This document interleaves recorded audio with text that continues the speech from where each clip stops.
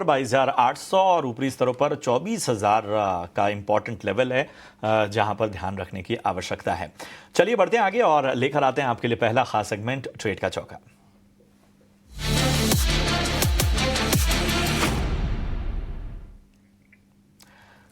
कुणाल जी, माहौल तो अच्छा है, 2 क्या 4 कॉल दे दीजिए आज।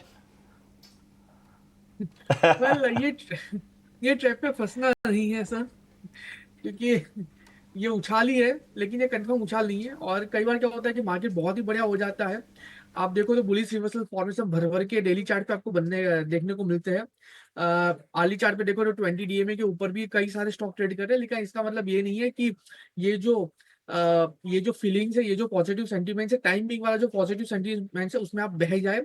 तो मैं सिर्फ और सिर्फ एक ही कॉल पे फोकस करूंगा, भारतीय एयरटेल, जो ये गिरते बाजार में भी अपने आप को संभाले हुए है। और मुझे लग रहा है कि यहाँ से अगर मार्केट थोड़ा सा भी ऊपर जाता है तो भारतीय एयरटेल में एक अच्छी खासी मोमेंटम आपको देखने को मिलेगी। तो बेटर है कि ऐसे काउंटर्स जहां पे आज के दिन में ये रैली में हमें रिवर्सल देखने को मिला है, उस काउंटर को छोड़ के हम उस काउंटर के ऊपर फोकस करें जिसने पॉजिटिव अल्फा जनरेट किया है हमारे दर्शक मित्रों के लिए। भारतीय एयरटेल पे फोकस करके चलने की सलाह है। फिलहाल भारतीय एयरटेल 1616 के अराउंड ट्रेड करता हुआ हमें देखने को मिल रहा है। 1560 के एसएल के साथ आप खरीदारी करके चलिए। 1660 का पहला टारगेट है, जैसे ही ब्रेक करेगा 1730 का दूसरा टारगेट भी आपको यहाँ पे देखने को मिलेगा। एंड अगेन मैं एक चीज कहूंगा अपने दर्शक मित्रों से, थोड़ा सा सिलेक्टिव हो जाइए, लार्ज कैप की ओर थोड़ा सा रुझान कीजिए। अगर मार्केट यहाँ पे स्टेबल होता है और लार्ज कैप में एक अच्छी खासी मोमेंटम आपको देखने को मिलेगी, क्योंकि वही स्टॉक आगे जाके निफ्टी को ऊपर लेके जा सकते हैं। तो फिलहाल नजरिया चेंज करने की रिक्वायरमेंट है। मिड कैप स्मॉल कैप को थोड़ा सा साइड में रखिए एंड लार्ज कैप के ऊपर फोकस करके चलिए। तो यहाँ पर भारतीय एयरटेल में खरीदारी की सलाह और अहम राय भी कि थोड़ा लार्ज कैप पर यानी दिग्गजों पर आपको फोकस करना होगा। चलिए बढ़ते हैं आगे। 2 और स्टॉक की चर्चा मैं करना चाहता हूँ यहाँ पे। ज़रा एमएनएम लेकर आइए, नतीजे भी आने वाले हैं, उस पर भी नज़र रहेगी। आज हम देख रहे हैं कि लगभग 2.5% का गेन यहाँ पर एमएनएम में हमें देखने को मिल रहा है। और इसके साथ ही बीएचईएल, इसके भी नतीजे आने वाले हैं, हालांकि यहाँ पर प्रेशर हम साफ तौर पर देख पा रहे हैं। बताएं कुणाल जी, एमएनएम और भेल ये दोनों कैसे लग रहे हैं आपको, क्या रणनीति लेकर चला जाए? कल बिल की बात करें तो बट ऑब्वियसली एक मोमेंटम अच्छी खासी देखने को मिल सकती है अगर बजट में। एंड यहाँ पे इफ एंड बट वाला क्वेश्चन आ जाता है। अगर बजट में पर्टिकुलरली इंफ्रा को लेके या तो डिफेंस को लेके अगर एक पॉजिटिव अनाउंसमेंट होता है, तो अभी फिलहाल काउंटर 190 के अराउंड ट्रेड कर रहा है। और देखने जाए तो जो उसका रिसेंट का जो बॉटम था उसका भी ब्रेकडाउन कहीं ना कहीं स्टॉक दे रहा है। तो मेरा मानना है कि इसको बजट के दिन के लिए छोड़ देना चाहिए, फिलहाल कोई पोजीशन बना के नहीं चलना चाहिए। बजट जैसे आता है, पर्टिकुलरली जितने भी इफ एंड बट है, अगर वो क्लियर हो जाते हैं उसके बाद ऐसे काउंटर्स पे पोजीशन बना के चलना चाहिए। तो फिलहाल बिल को वॉच लिस्ट में रखने की रिक्वायरमेंट है। और सामने मैं एमएनएम की बात करूंगा, आपने रिजल्ट को लेके यहाँ पे डिस्कशन किया हुआ है। एमएनएम फिलहाल 2900 के अराउंड लेवल पे ट्रेड कर रहा है। बहुत ही बढ़िया पोर्टफोलियो है पर्टिकुलरली स्टॉक का ईवी को लेके। एंड कहीं ना कहीं एग्रेसिव लेवल पे एमएनएम यहाँ पे वर्कआउट कर रही है। मुझे लग रहा है कि इसका आने वाले दिनों में एक अच्छा खासा बेनिफिट मिल सकता है स्टॉक प्राइस में। फिलहाल स्टॉक 2900 के लेवल पे खरीदारी करके चलने की सलाह है। 2750 का हम यहाँ पे एसएल मेंटेन करके चलेंगे ना। एसएल जो है 150 पॉइंट का है, यानी तकरीबन तकरीबन आप देखिए कि 5% का है, लेकिन ये वॉलेटिलिटी में इतना एसएल रखना ही पड़ेगा, दूसरा कोई भी एसएल नहीं है। रिस्क रिवॉर्ड की अगर मैं रिवॉर्ड की बात करता हूँ तो पहला जो रिवॉर्ड है, पहला जो टारगेट है 3020 का है। 3020 जो उसका रिसेंट का बॉटम भी है। एंड अगर वो जैसे ही ब्रेक होता है ऊपरी लेवल 3200 तक के लेवल आपको देखने को मिल सकते हैं, यानी कि जो उसने पहले 2 बार 3 बार रेजिस्टेंस फेस किया था वो 3200 का लेवल, जिस दिन ये 3200 का लेवल क्रॉस होगा 3600 से 3700 का 3600 से लेकर 3700 का लेवल भी ये काउंटर आपको दिखा सकता है। तो एमएनएम में पोजिशन बना के चलने की सलाह है। 2750 का एसएल, 3020 का पहला टारगेट, और जैसे ही ब्रेक करेगा 3200 का दूसरा टारगेट आपको यहाँ पे देखने को मिल सकता है।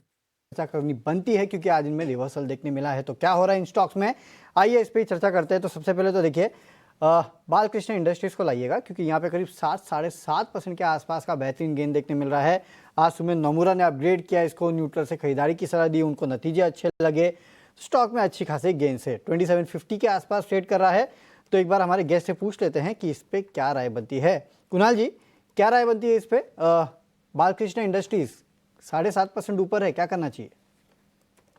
वेल बहुत ही बढ़िया मोमेंटम आज के दिन में हमने देखने को मिली है। आप देखिए काउंटर तकरीबन तकरीबन 2750 के लेवल पे है। और आप देखें कि पिछले 2-3 हफ्तों का जो हाई है वो हाई के ऊपर स्टॉक ट्रेड कर रहा है, लेकिन फिर भी मैं वेट एंड वॉच करके चलने की सलाह दूंगा। 21 डेज मूविंग एवरेज 2150 के अराउंड आ रही है। अगर स्टॉक 2150 के ऊपर, सॉरी 2750 के अराउंड आ रही है, अगर स्टॉक 2750 के ऊपर क्लोज देता है तभी आप खरीदारी करके चलने की सलाह बनेगी। फिलहाल उसको अवॉइड करें। अगर आपके पास ऑलरेडी पोजीशन है तो आप उसको होल्ड करके चलिए। 2750 के ऊपर जिस दिन ये काउंटर सस्टेन होगा, आपको वन वे रैली में ये काउंटर 2900 तक के भी लेवल दिखा सकता है। तो फिलहाल अगर पोर्टफोलियो में है तो होल्ड करके चलने की सलाह है। नई खरीदारी 2750 के ऊपर ही हम करेंगे। 2750 के ऊपर टिकता है तब जाके आपको इसमें नई खरीदारी करना है। फिर 2900 के आसपास जो है वो जा सकता है। फिलहाल इन लेवल्स पे होल्ड कीजिएगा, वो इंपॉर्टेंट लेवल है जिसके आसपास स्टॉक ट्रेड कर रहा है। लेकिन ऐसे एक स्टॉक है जो कि अपने इंपॉर्टेंट लेवल के आसपास ट्रेड कर रहा है, वो है सन फार्मा। आज देखिए 1700 के लेवल के आसपास जो है ये स्टॉक भी ट्रेड कर रहा है। फिलहाल 1709 के आसपास है, 4-4.5% के आसपास की गिरावट यहाँ पे भी है। सर इसके चार्ट्स क्या कहते हैं, क्या यहाँ पे भी होल्ड करे या फिर अपनी पोजीशन निकाल दे? कल ये मार्केट में सबसे डिफेंसिव सेक्टर में ये आता है फार्मा। एंड मार्केट जितना गिरा था उसके कंपेयर में ये बहुत ही कम गिरा था, लेकिन आज के दिन में कहीं ना कहीं आप देखिए तो फार्मा सेक्टर्स में एक डाउनसाइड की मोमेंटम है। पर्टिकुलरली सन फार्मा आज के दिन में 4-4.5% डाउनसाइड की मोमेंटम है। और रिसेंट का जो बॉटम था वो भी ब्रेकआउट यहाँ पे मिला हुआ है। 1740 के अराउंड जो स्टॉक बॉटम बन रहा था वो स्टॉक फिलहाल 1709 के अराउंड है। मेरा मानना है कि यहाँ से एक बार एग्जिट करके चलना चाहिए। शॉर्ट की पोजीशन बनाने की सलाह तो बिल्कुल नहीं रहेगी, क्योंकि रिस्क रिवॉर्ड शॉर्ट के लिए उतना सही नहीं है।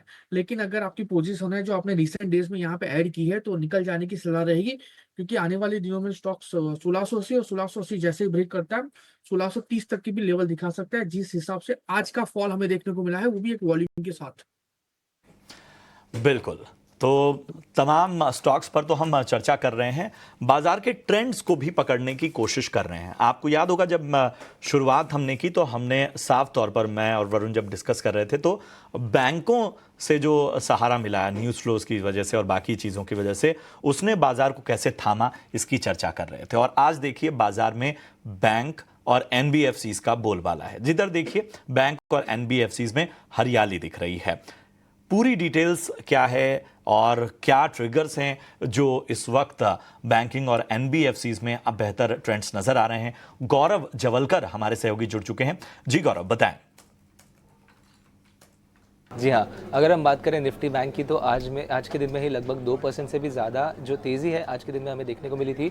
और कोई भी अगर बैंकिंग स्टॉक अगर हम देखें तो वहाँ पे भी एक अच्छी तेज़ी आज के दिन में देखने को मिल रही है। और उसका मेन रीज़न ये है कि आरबीआई की तरफ से जो लिक्विडिटी पुश बैंकिंग सिस्टम में आने वाला है वो एक पॉजिटिव न्यूज़ की तरह काम कर रहा है। सबसे पहले जानते हैं कि कैसे ये काम करेगा आरबीआई का पुश। आरबीआई जो है वो 1.5 लाख करोड़ से भी ज़्यादा जो लिक्विडिटी पुश है वो बैंकिंग सिस्टम में डालेगा। और इसके लिए आरबीआई 3 इंस्ट्रूमेंट्स यूज़ करने वाला है। सबसे पहले आता है ओपन मार्केट ऑपरेशंस, जिसके चलते हुए आरबीआई जो है वो लगभग 60,000 करोड़ तक जो लिक्विडिटी पुश है वो डाल सकता है। ये लिक्विडिटी पुश जो है वो 3 ट्रांचेस में होने वाला है, जो कि 20,000 करोड़ के जो 3 ट्रांचेस है वो हमें देखने को मिल सकता है। और ये जो अगर हम बात करें ओवरऑल इंस्ट्रूमेंट की, तो एक लॉन्ग टर्म लिक्विडिटी पुश के रूप में हम इस इंस्ट्रूमेंट को देख सकते हैं, जिसके चलते हुए बैंक के पास जो लिक्विडिटी है उस पर जो कंस्ट्रेंट आ रहा है वो कम होगा। इसके अलावा सेकंड आता है वेरिएबल रेपो रेट। इसके चलते हुए आरबीआई जो है वो 50,000 करोड़ तक का जो लिक्विडिटी है वो सिस्टम में पुश कर सकता है। ये एक शॉर्ट टर्म इंस्ट्रूमेंट के रूप में हम देख सकते हैं। और इसके चलते हुए कहीं पे जो कॉस्ट ऑफ डिपॉजिट्स है और cost of funds actually bank के लिए,